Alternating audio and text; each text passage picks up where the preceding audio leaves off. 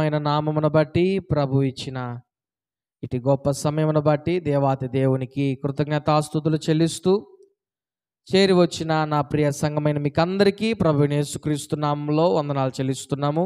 అందరికీ వందనాలు. దేవుడు మనల్ని జ్ఞాపకం చేసుకొని మార్చి నెల 2వ ఆదివారము ఇలా దేవుని స్తుతించేదానికి ఇచ్చిన గొప్ప సమయమును బట్టి ప్రత్యేకతను బట్టి ఆ దేవాతి దేవునికి నేను ఎంతగానో కృతజ్ఞతాస్తుతులు చెల్లిస్తున్నాను. ఈరోజు భయంకరముగా అర్థం కాని పరిస్థితుల్లో సమాజం ఉంటున్న స్థితిని మనం గమనిస్తున్నాం. ఈరోజే కాదు కానీ యేసుక్రీస్తు ప్రభు రాకముందు వచ్చిన తర్వాత రోజులు భయంకరంగానే ఉన్నాయి.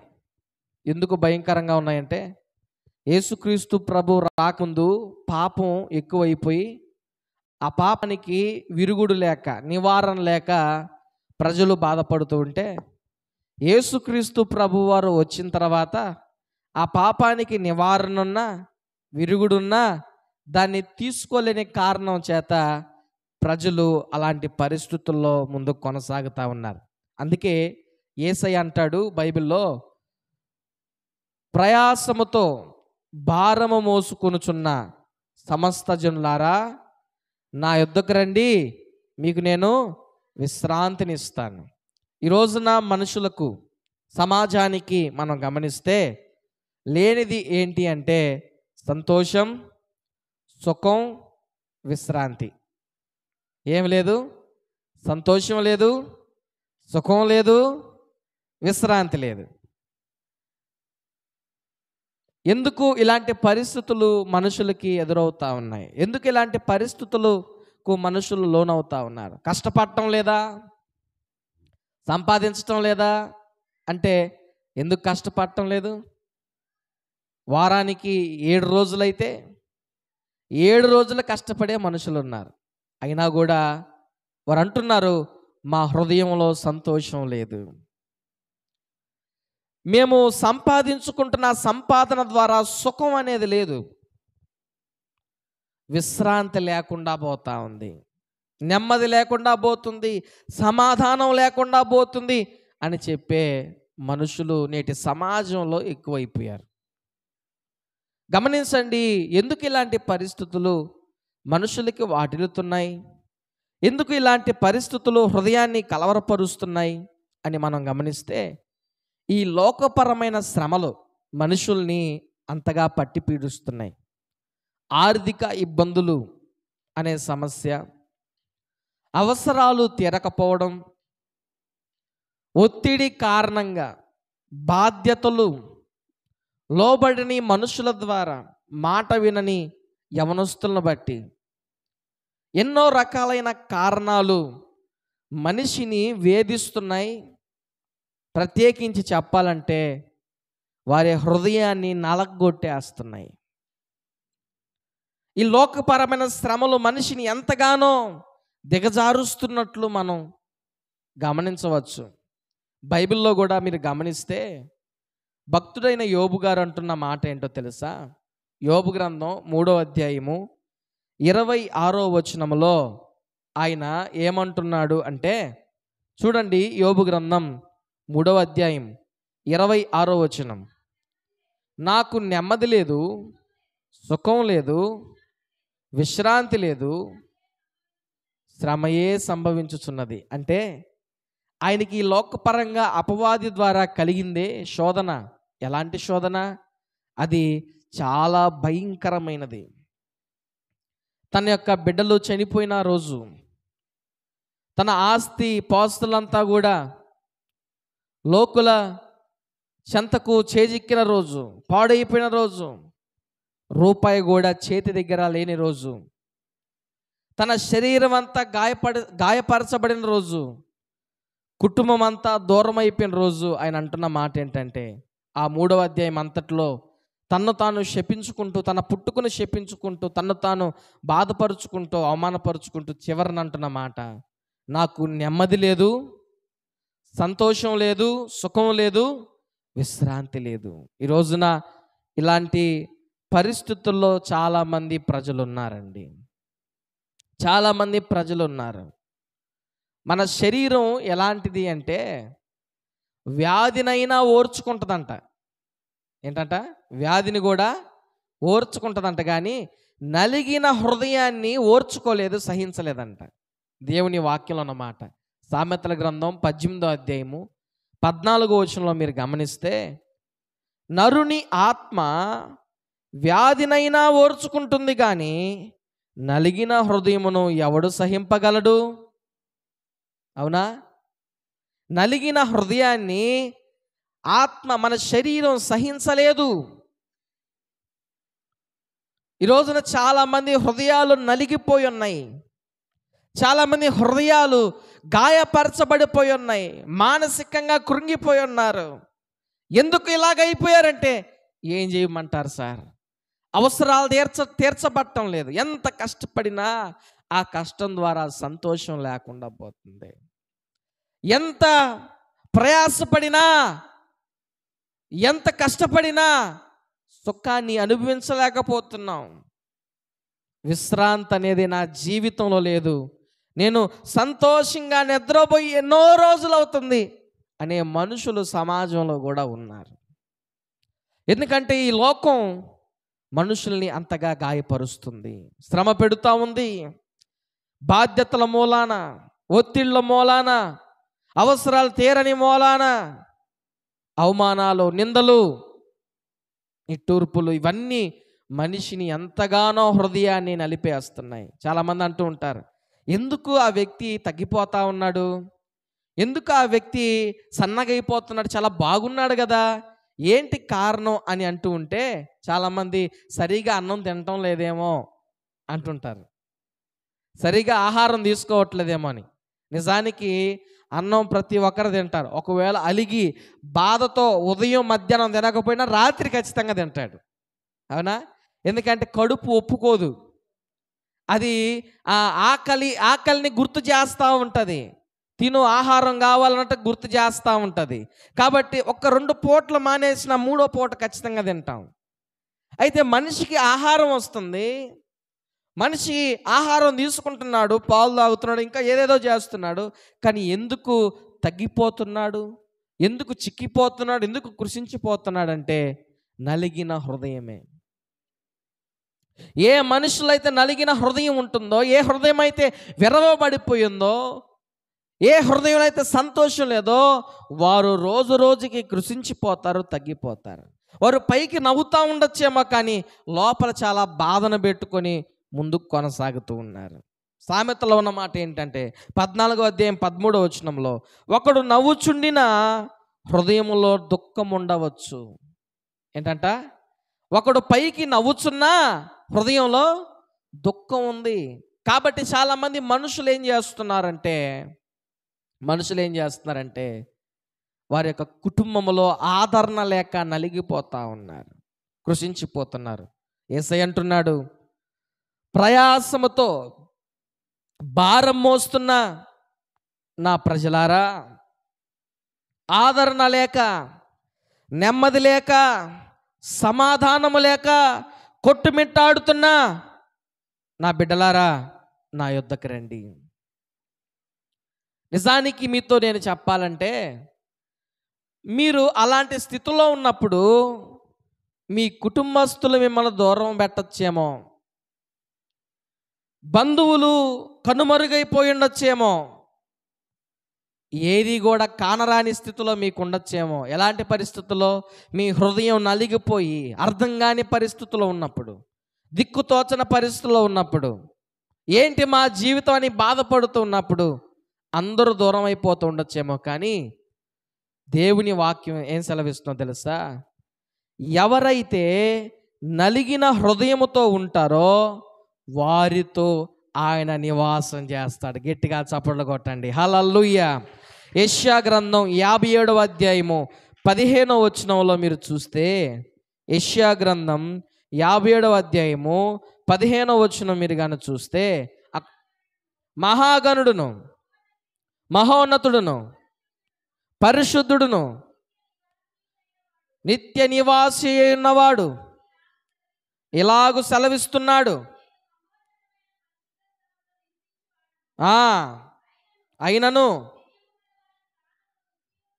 వినయము గల వారి ప్రాణమును ఉజ్జీవింపజేసేదానికి, నలిగిన వారి ప్రాణమును ఉజ్జీవింపజేసేదానికి వినయము గలవారి యొద్ద, దీన మనస్సు గలవారి యొద్ద నివసించుచున్నాను. హల్లెలూయా. ఎవరైతే నలిగిపోయి వినయము కలిగి దీన మనస్సు కలిగి హృదయ విచారము చేత బాధపడుతున్నారో వారితో దేవుడు నివసిస్తాడు. అంతెందుకు, మిమ్మల్ని అలాంటి స్థితిలో ఉన్నప్పుడు అందరూ అలక్ష్యం చేయొచ్చేమో, కానీ దేవుని వాక్యం ఏం సెలవిస్తుందో తెలుసా? 51వ కీర్తన 17వ వచనంలో ఉన్న అద్భుతమైన మాటను మీరు చూడాలి. 51వ కీర్తన 17వ వచనాన్ని దయచేసి మీరు చూడండి. విరిగిన మనసే దేవునికి ఇష్టమైన బలి. దేవా, విరిగి నలిగిన హృదయమును నీవు అలక్ష్యం చేసే దేవుడువు కాదు.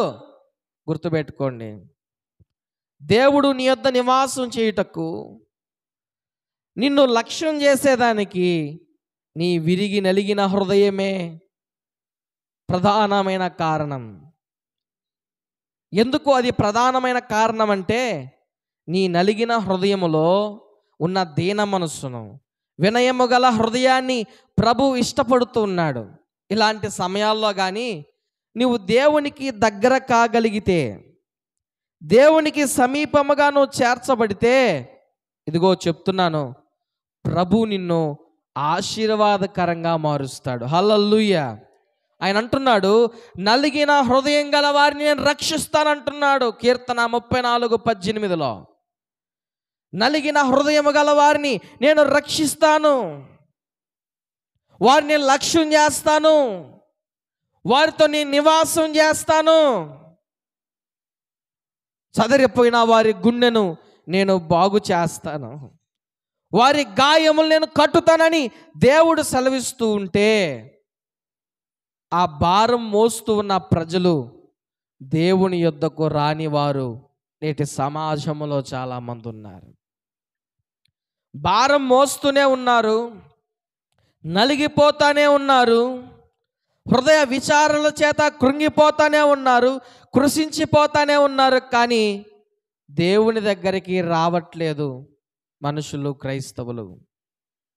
ఒకసారి షూనేమి ప్రాంతంలో గనురాలైన స్త్రీ ఉంటే, ఆ స్త్రీకి సంతానం లేకపోతే వాళ్ళ ఇంటికి వస్తున్న దైవజనుడిని ఎలీషా ఆమెకి ఏమి కావాలో తెలుసుకొని దేవుని పేరు ఆజ్ఞాపించినప్పుడు ఆమెకు సంతానం కలిగింది. సంతానం కలిగి వాడు పెద్దవాడై కొంచెం వయసు వచ్చిన పిదప వాళ్ళ నాన్నతో కలిసి పనుల్లో ఉన్నప్పుడు తలబట్టేసి తలనొప్పిగా వచ్చి, ఆ తల నొప్పి భారము చేత నాకు బాగలేదని తండ్రితో చెప్తే పని వాళ్ళ చేత ఆ బిడ్డని ఇంటికి పంపించాడు వారి అమ్మ దగ్గరికి.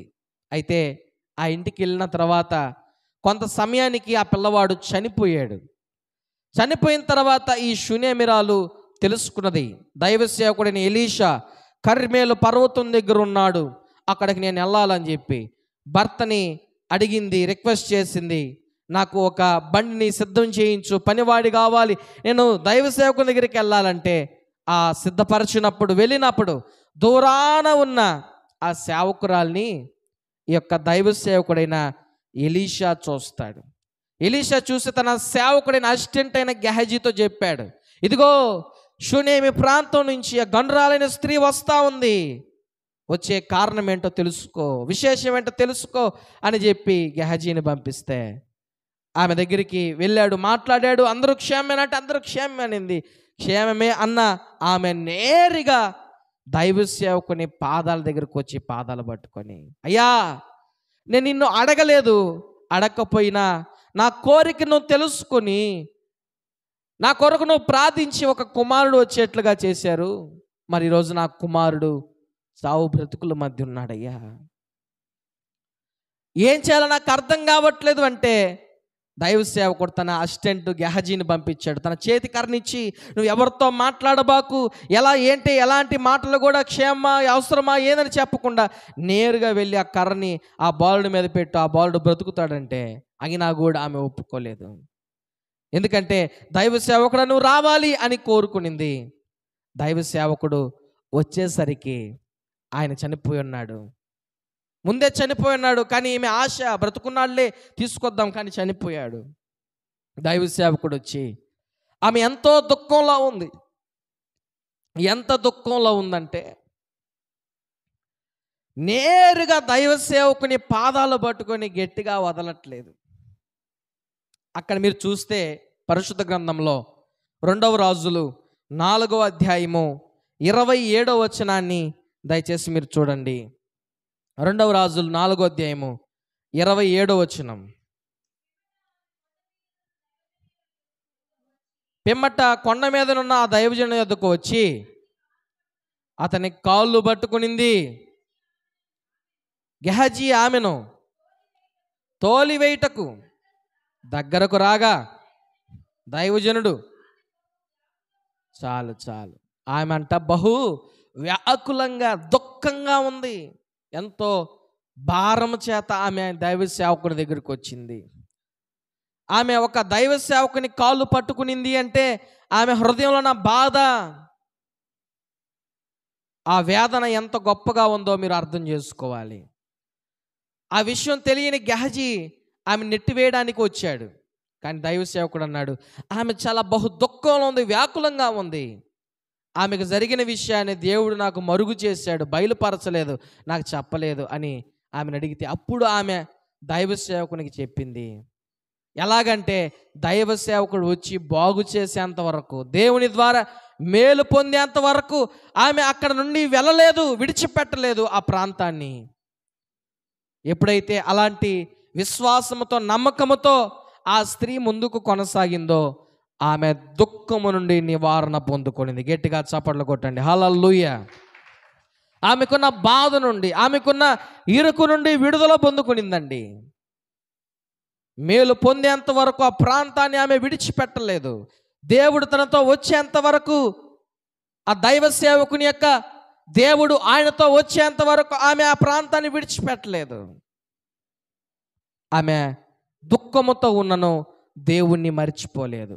ఆమె దుఃఖంలో ఉన్నను ఆమె విశ్వాసంలో ఎక్కడా కూడా కలత లేదు. ఆమె విశ్వాసం కలిగి ఉంది, దేవుడు నా బిడ్డను బాగు చేస్తాడు, హల్లెలూయా. దేవుడు నా కుటుంబంలో క్షేమం ఇస్తాడు, దేవుడు నాకు ఆరోగ్యం ఇస్తాడు, దేవుడు నా హృదయంలో, నా కుటుంబంలో ఉన్న ప్రతి ఇబ్బందిని తొలగిస్తాడు.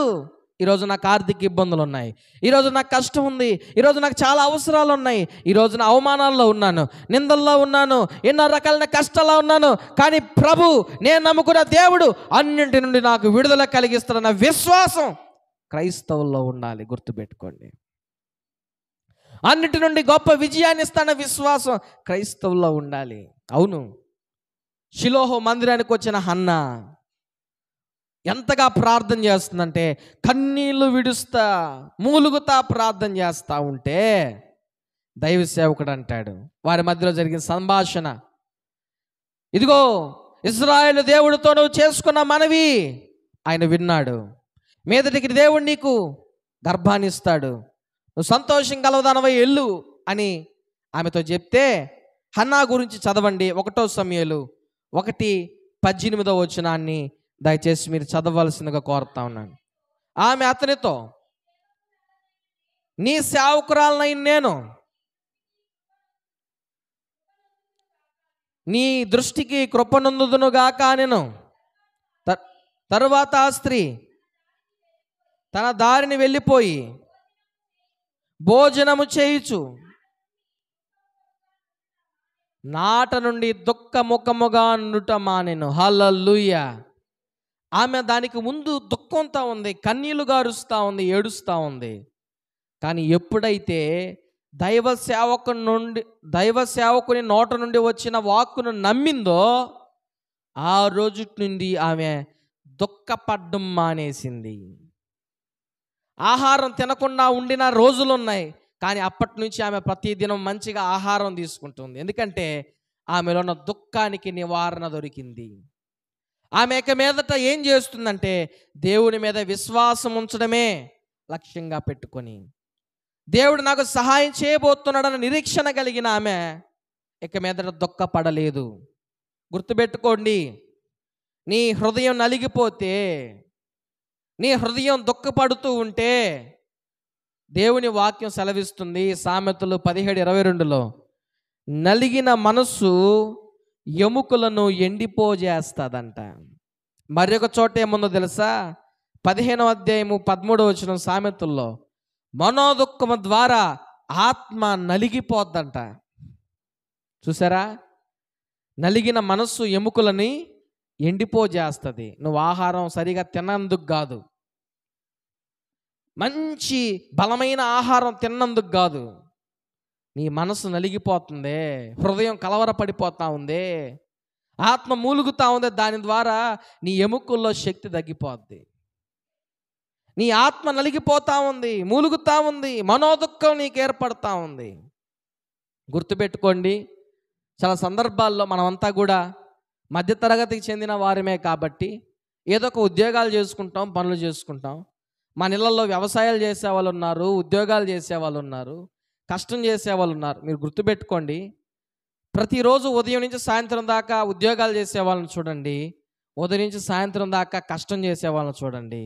వాళ్ళు ఎంత ఆరోగ్యంగా ఉంటారో, ఒక ఆఫీస్కి వెళ్ళి ఉద్యోగం చేసేవాళ్ళు ఎంత ఆరోగ్యంగా ఉంటారో ఆలోచించేయండి. ఒక ఆఫీస్కి వెళ్ళి ఉద్యోగం చేసేవాళ్ళు ఎలాంటి తిండి తింటారు? పాలు తాగుతున్నారు, గుడ్డు తింటున్నారు, అలాగే మంచి ఆహారం వాళ్ళు కోరింది ఆర్డర్ పెట్టుకొని బిర్యానీలో ఏయో తింటా ఉన్నారు. ఉదయం నుంచి సాయంత్రం దాకా కష్టపడుతున్న వారు చికెన్లు అవి తింటం లేదని కాదు, కానీ నాకు తెలిసి మోస్ట్లీ వాళ్ళు తీసుకోపోయేది ఏంటంటే ఎర్రగారం, సద్దన్నం, ఇంకేదైనా ఉంటే ఇంకేదైనా కారం ఇంకోటి ఏదో తీసుకెళ్తుంటారు. వారు పని చేస్తూ ఉంటే ఆ ఎండకి వాళ్ళ శరీరం ఎట్ట కనిపిస్తుంది తెలుసా? అద్దంలాగా కనిపిస్తుంది, నెగలాడుతుంటుంది. ఇక్కడ పని చేయడం ద్వారానో సరైన ఆహారం తినడం ద్వారానో వాళ్ళకి అలాంటి స్థితి రాలా. వాళ్ళు మంచి ఆహారం తినకపోయినా వాళ్ళు సంతోషంగా ఉన్నారు కాబట్టి వాళ్ళ శరీరం బాగుంది. హల్లెలూయా. ఆనందంగా పని చేసుకుంటున్నారు. ఈ రోజున చాలామంది మంచి మంచి ఉద్యోగాలు చేస్తున్నారు కానీ వాళ్ళకి సంతోషం లేదు. లక్షల రూపాయల జీతం వస్తున్నాయి కానీ వాళ్ళకి సంతోషం లేదు. వేల రూపాయలు సంపాదిస్తారు కానీ సంతోషం లేదు. అందుకే వారి కుటుంబాల్లో ఎలాగుంది పరిస్థితి అంటే, యోబు అన్నాడు కదా, నెమ్మది లేదు, సుఖం లేదు, విశ్రాంతి లేదు. ఏం లేదంట?